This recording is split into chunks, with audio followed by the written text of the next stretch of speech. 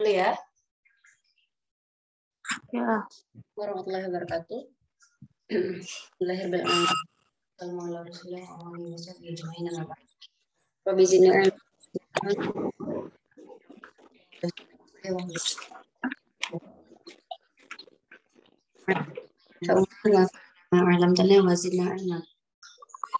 Okay.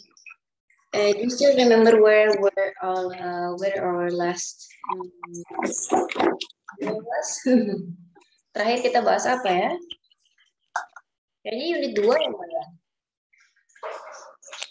Udah kelihatan screen-nya saudara ya? Kita kayaknya Sudah. bahas functional text kalau nggak salah ini. Oh iya, ini udah ya. Invitation udah.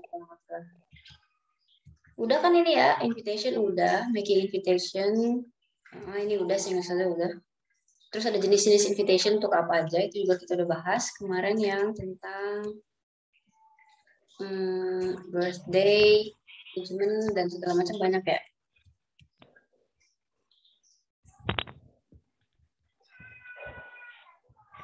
Oke, berarti sekarang kita ke grammar zone sepertinya ya. Di imperatif ya. Oke, bismillah. Udah kelihatan screen Ustazah? Udah? Ya. Sudah. Imperatif itu mungkin kalau di bahasa Arab pendekatan pemahamannya itu seperti fi'il amr. Tahu ya fi'il amr udah belajar belum? Kalimat perintah fi'il amr. Misalnya daraba yadribu idrib itu fi'il amr pukullah gitu ya. Kul makanlah eat gitu ya. Itu imperatif contoh. Imperatif di bahasa Inggris seperti itu. Mungkin seperti di fi'il amr. Jadi mukhatabnya orang yang diajak bicaranya itu adalah orang kedua, anta, kamu, you gitu ya. Oke. Imperatif itu digunakan untuk membentuk kalimat perintah ya. Ini kan memerintahkan seseorang yang ada di hadapan kita. Untuk membentuknya digunakan verba dasar atau verb 1. Ya. Verb 1 itu nanti kalau di bahasa Inggris ada jenis kata kerja. Kata kerja yang nanti digunakan untuk tense apa gitu ya. Di waktu yang kapan itu nanti ada.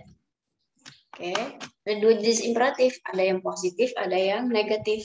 Positif itu berarti ya positif, tanpa ada kata not seperti di negatif. Misalnya, yang positif imperatif saya digunakan untuk menginstruksikan. Contohnya, instruksi berarti giving instruction, memberikan perintah. Contohnya, speak up, ayo bicaralah. Gitu. Speak up artinya bicaralah, berbicaralah kamu. Tanpa di situ ditulis anda, kita udah tahu, atau you udah tahu bahwa yang bicara itu pasti kamu, you. Speak up, gitu ya. Jadi misalnya kalau kita berdua nih Aisyah, saya bilang ayo Aisyah speak up, berarti ayo ngomong gitu ya. Close the window, Aisyah close the window. Ya, close the window, berarti Aisyah diajakin ngomong. Break the glass, berarti pecahkan gelasnya. Ngapain ini disuruh pecahin gelas ya? Oke, itu hanya contoh aja. Yang kedua, yang negatif imperatif, biasa digunakan untuk melarang. Contohnya, don't speak, jadi larangan. Ya, kalau tadi untuk menginstruksikan, ngasih perintah, menyuruh gitu. Kalau yang kedua ini melarang. Sebentar nih.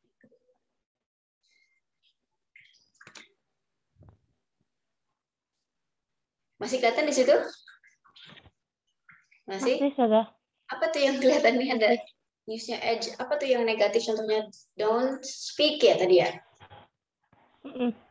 Selain don't speak apa lagi di bawahnya? Don't close the window. Don't close the window. Oh, berarti seperti yang tadi ya. Oh ya, don't speak dan ya udah baca. Udah kebuka. Don't speak, jangan bicara. Ask for permission. Oh iya. Don't close the window, jangan tutup jendelanya. Don't break the glass, jangan pecahkan gelasnya. Oke. Jadi fungsinya imperatif itu apa sih? Seperti kita bicara tentang fungsinya fi'il amr itu apa sih? Fungsinya adalah misalnya yang pertama sebagai perintah langsung. Kita langsung bilang sama orangnya, come in, ayo silakan masuk, come in, udkhuli. Misalnya kalau perempuan, udkhuli, langsung masuk ya. Mas come in, sit down, ijlis, duduklah gitu ya. Itu perintah secara langsung. Terus ada juga untuk instruction tadi, untuk perintah. Ya sama sih ini kurang lebih ya, bentar langsung.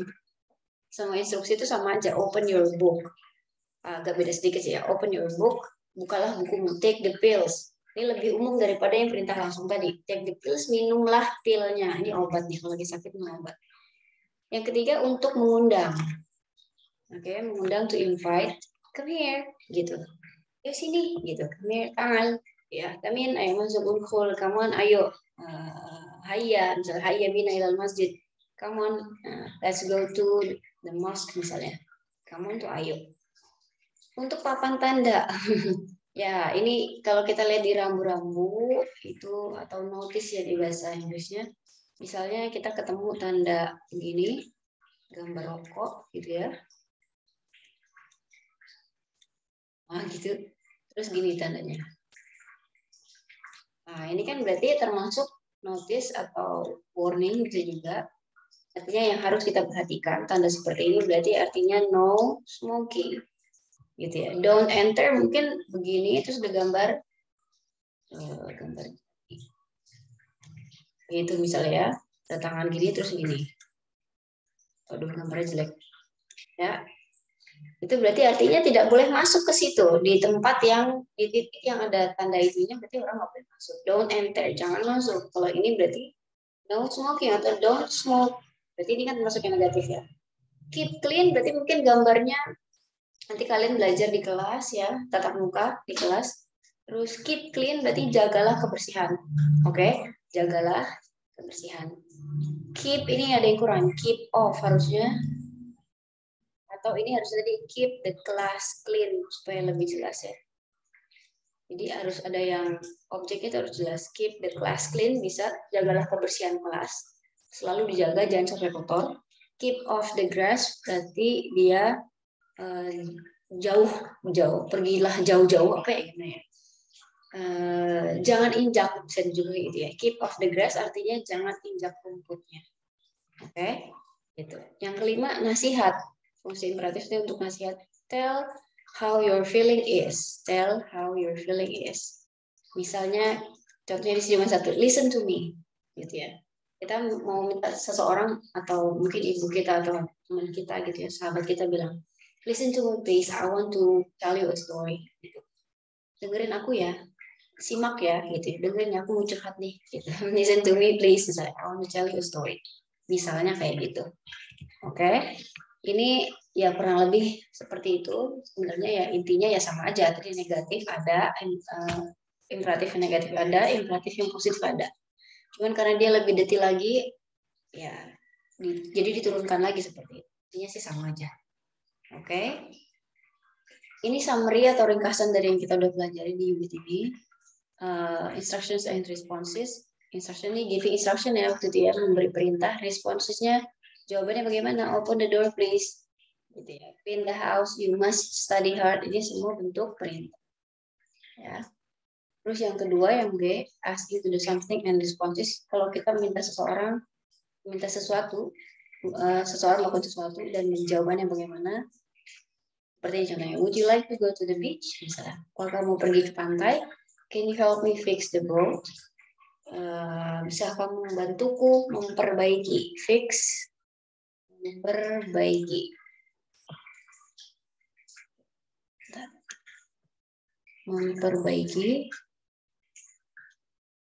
Memperbaiki perahu gitu ya. Bisa kamu membantuku memperbaiki perahu itu gitu ya. Will you replace the gas for me? Maukah kamu menggantikan misalnya the gas for me, menggantikan ini ada tabung gas kosong. Terus kita minta dia gantiin sama tabung gas yang ada isinya. Jadi ya, replace itu maksudnya menggantikan artinya. Oke. Yang ketiga, yang C, prohibiting to do something, responsesnya udah kita pelajari. Prohibition artinya melarang, prohibiting melarang. Melarang melakukan sesuatu. Asking tadi meminta atau menyuruh, meminta melakukan sesuatu. Instruction tadi kalimat perintah. Contohnya gimana nih kalau mau melarang seseorang? Ya sama pakai imperatif juga tapi yang negatif. Don't go anywhere. Jangan pergi kemana-mana. Atau you mustn't smoke here. Kamu dilarang merokok di sini. Itu semua berupa larangan ya. Jadi imperatif itu luas sekali sebenarnya. Oke.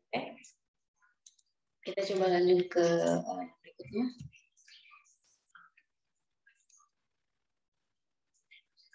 Oh ya, sebentar lagi.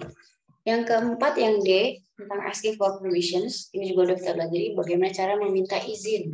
Oke, cara meminta izin. Meminta izin. Misalnya, can I borrow your car?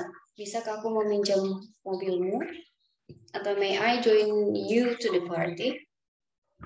Ini rada bingung nih. May I join you to the party? Maksudnya gimana ya? Ya mungkin bisakah kamu atau bolehkah kamu aku ajak ikut ke pesta gitu kali ya? Maksudnya gitu. Is it okay if I use your bicycle? Boleh nggak kalau aku? Is it okay? Apakah boleh jika aku memakai sepedamu? Gitu ya. Do you mind if I borrow your money? Apakah kamu keberatan? Do you mind? Apakah kamu keberatan jika if I borrow your money, meminjam uangmu, gitu. Oke. Terus di unit 2 ini ada 2 kegiatan yang hubungan sama functional text, teks fungsional, yaitu tentang invitation card, gunanya untuk mengundang seseorang ya di pesta macam-macam tuh ya. Yang kedua tentang greeting cards, ini ucapan, kartu ucapan selamat. Greeting itu ucapan selamat. Oke, and give support. Jadi ini fungsinya untuk memberi selamat, to greet someone, memberi selamat pada seseorang, and give support, memberikan dukungan, support, dukungan, wishes, harapan, and prayers, ini doa. Oke, ya. Ada yang bertanyain nggak, Akhwat, sampai sini? Kita mau latihan dulu sebentar. Invitation card sama greeting card, ini gampang ya, coba.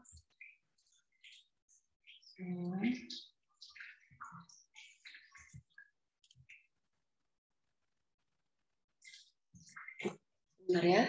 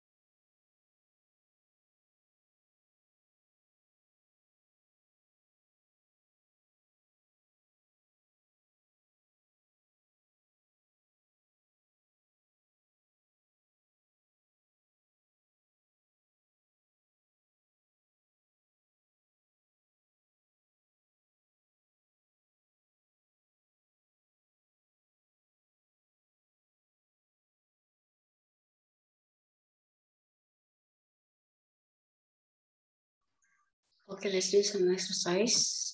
Okay.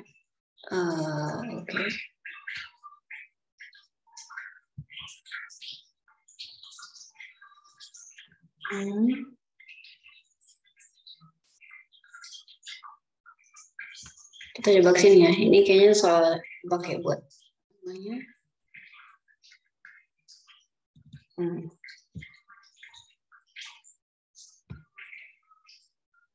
Oke. Udah kelihatan screen saudara? Ini live worksheets. Nanti saudara kasih lagi 2 latihan ya. Untuk invitation card sama greeting card kan belum latihan tuh yang waktu itu ya. Nanti saudara mau ambil nilai, jadi saudara kasih 2 latihan. Insya Allah nanti biar kalau dari sini skornya bisa langsung kelihatan. Lihat ya. The following text is for persons 1 to 2. Teks berikut ini kalau functional card itu seperti ini nih, functional text itu seperti ini tentang apa dan sebagainya.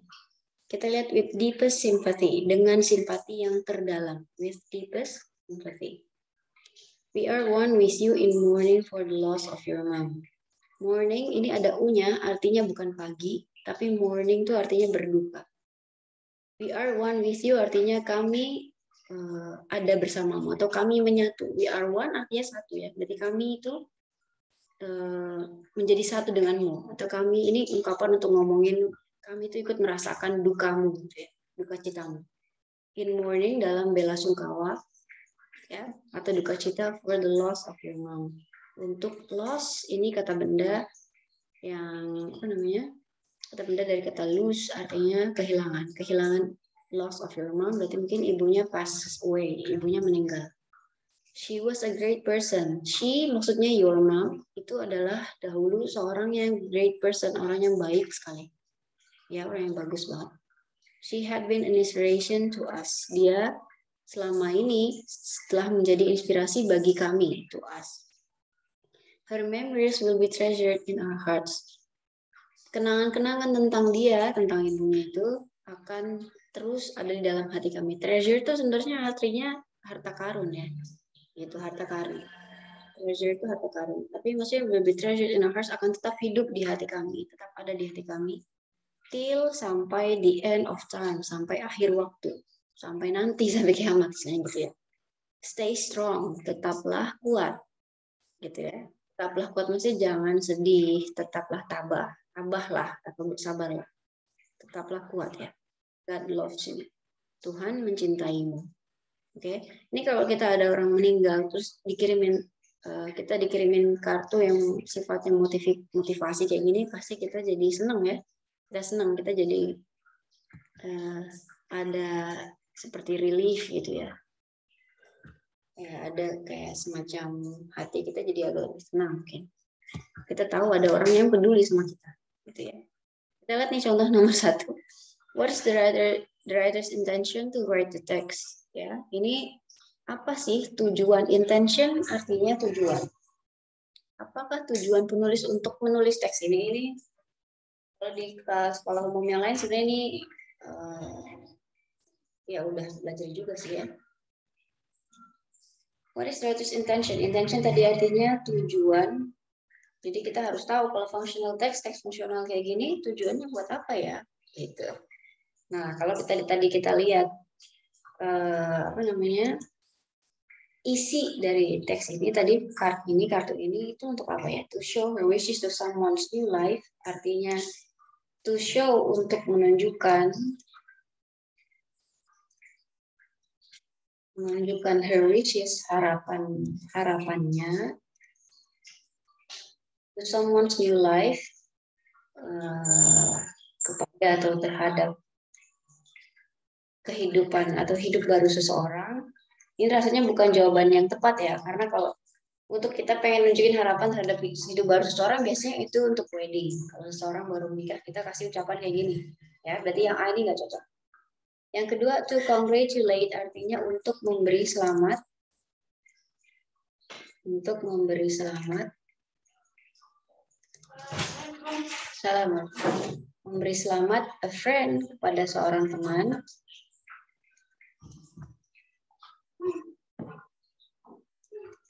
On his success, terhadap kesuksesannya atau keberhasilannya. Oke, yang B juga enggak ya, ini lagi berduka, bukan lagi berhasil atau lagi habis dapat prestasi apa. To make the reader feel sad, untuk membuat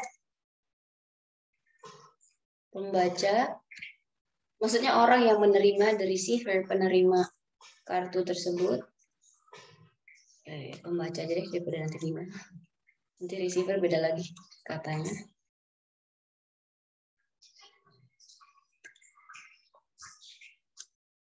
Membuat pembaca alias penerima kartu tadi merasa sedih.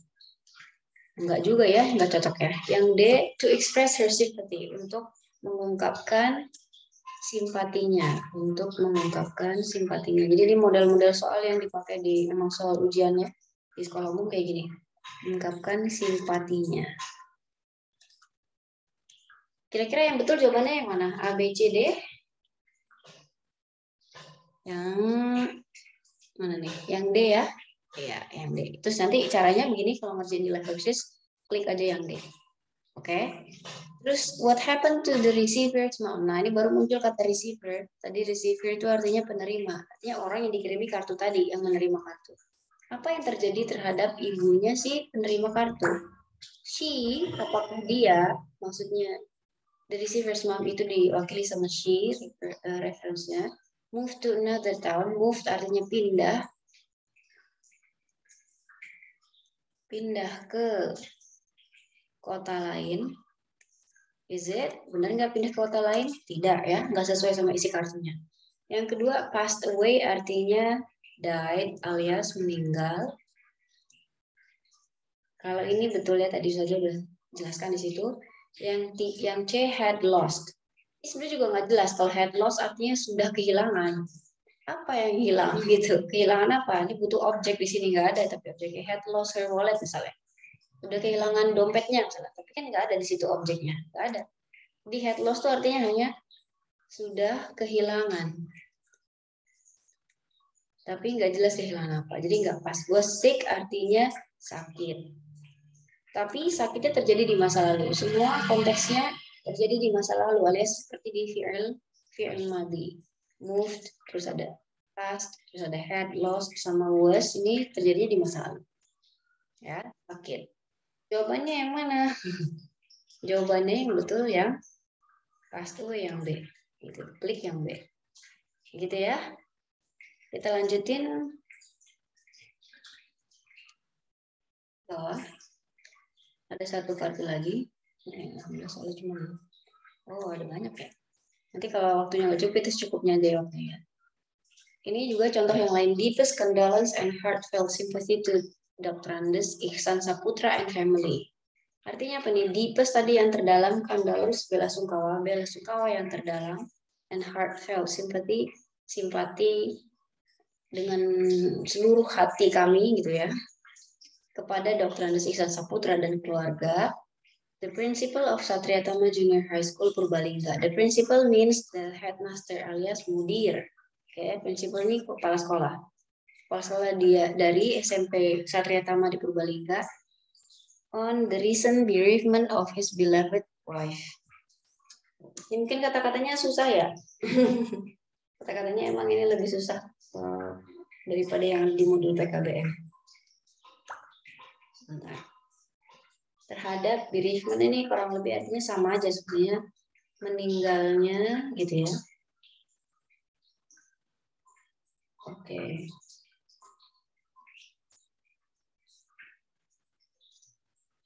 Jadi ada unsur kesedihan di situ.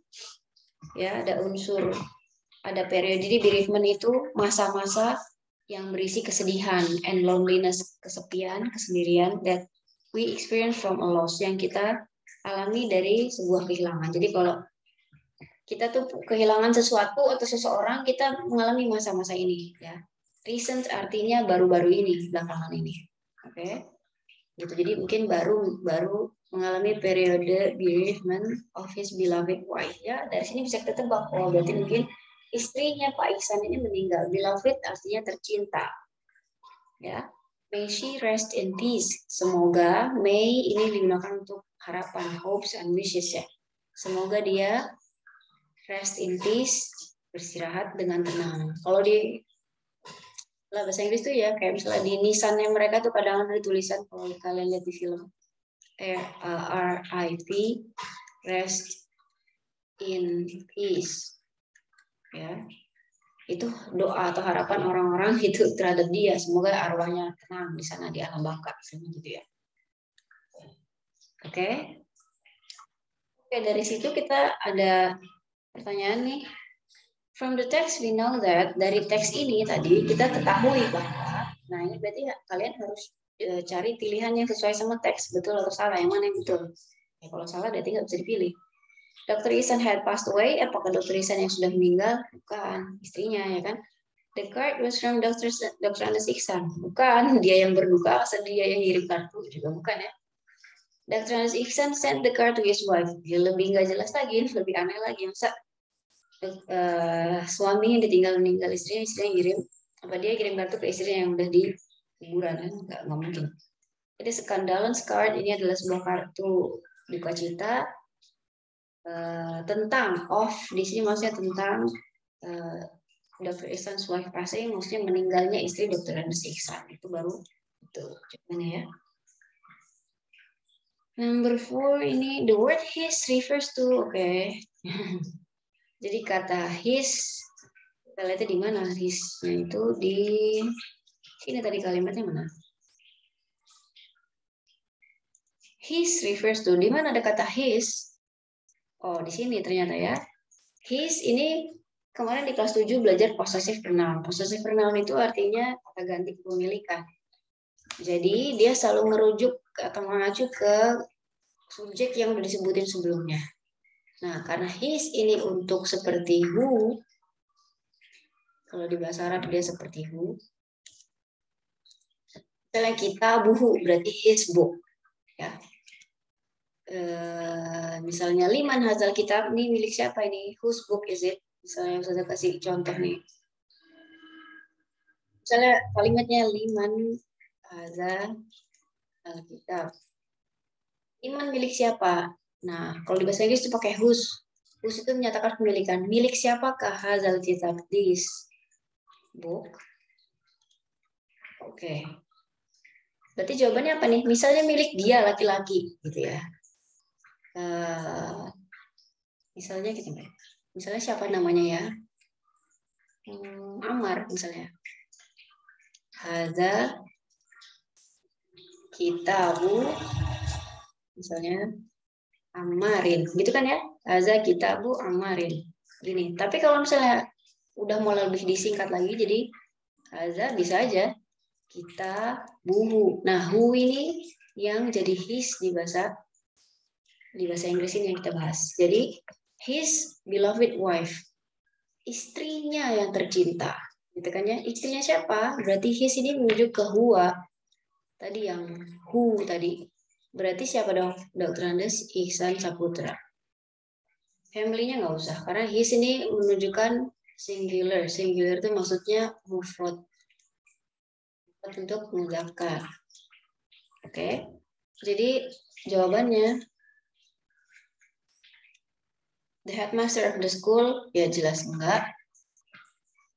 Benar ya, benar, maaf, itu ya benar. Headmaster of the school maksudnya sekolah Satya Tama tadi kan dia memang kepala sekolahnya ya. Benar jawabannya, langsung ketemu ya Kak. The wife of Dr. Ihsan bukan, karena his tadi musuhnya ke Dr. Ihsan. The writer of the card bukan, lebih salah lagi ya. Terus kemana nih? Yang lain juga. The reader of the card, pembaca kartu ini bukan. Jadi jawabannya yang Dr. Andes Ihsan sebagai prinsipal, sebagai mudir, maka dia adalah yang dimaksud dengan his di sini tadi ya. Mudah-mudahan jelas ya. Ini analoginya pakai bahasa Arab karena kalian belajarnya kan bahasa Arab sama bahasa Inggris. Jadi mudah-mudahan bisa dimengerti. Oke, mumpung Zoom-nya belum minta ditutup, time off. Satu lagi, kami satu nomor lagi. Congratulations, nah ini tentang congratulations ya. Ucapan kartu selamat. Ever since I heard about your success as the first winner of singing contest of FL2SN, ever since artinya sejak. Sejak aku dengar tentang keberhasilanmu sebagai juara pertama di lomba nyanyi, nama lombanya FL2SN, I know how long and how hard you practice. Aku tahu seberapa lama, how long, and how hard, seberapa keras kamu berlatih. Ya. We are all very proud of you. Kami semua begitu bangga denganmu. We wish you all the best. Kami berharap untukmu all the best, semua yang terbaik in pursuing. Pursuing artinya mengejar gitu ya. Your dream, impianmu to be popular singer someday. Untuk menjadi seorang penyanyi yang terkenal someday. Ya, ini hanya contoh aja ya. Suatu hari nanti, suatu saat nanti someday. Untuk siapa kartunya? Untuk Esther. Dari siapa? Dari Rudy. Ini kartunya tentang apa? Tentang ucapan selamat, congratulations ya. Rudy itu jabatannya sebagai chairperson, artinya ketua kelas dari kelas 9A. Oke, pertanyaannya adalah, from the text we can conclude that, dari teks ini kita bisa menyimpulkan bahwa, apa yang bisa disimpulkan? Cari lagi pernyataan yang, pilihan yang benar, yang sesuai sama kartu ini ya. Esther is a famous singer? Bukan, ya. Dia bukan penyanyi yang terkenal. Yang B, Esther got a medal as the winner. Dia mendapat medali sebagai pemenang. Dapat medali nggak? Ada medalinya nggak di sini medalinya? Oh, belum tahu ya. Yaudah, kita biarkan dulu. The card is written by Esther's classmate. Kartu ini ditulis oleh teman sekelasnya Esther. Betul? Bisa jadi ya, kan 9A ya. FL2SN is a competition to be popular student. Oh, bukan, jelas. FL2SN itu bukan lomba untuk jadi murid yang terkenal. Bukan. Oke. Jadi yang mana yang kita jawab nih?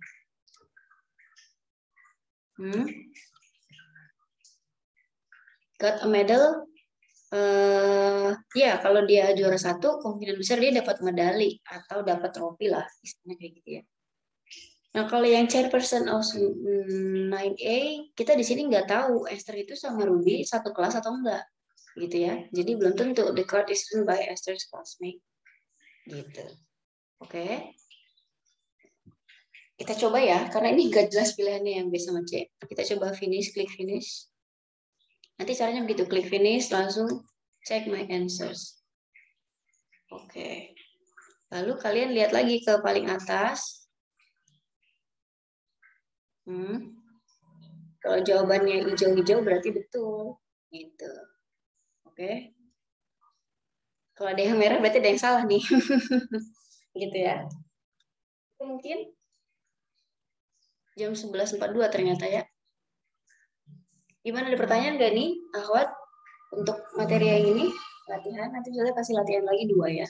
Sampai jam 4 nanti insya Allah tolong dikerjakan. Begitu? Nggak ada? Kalau nggak ada, Ustazah mau udahan dulu mungkin. Kita cobakan dulu untuk hari ini, karena udah jam 11.43. Nanti Ustazah ini, apa namanya? Rekamannya mungkin Ustazah share nanti deh, insya Allah ya. Oke, tutup dulu dengan doa kafaratul majelis. Subhanakallahumma bihamdika asyhadu an la ilaha illa anta astaghfiruka wa atubu ilaik. Assalamualaikum warahmatullahi wabarakatuh. Jazakumullahu khairan ya. Cek di grup nanti ya. Link yang harus dikerjakan ya. Oke. Oke, silakan boleh live ya.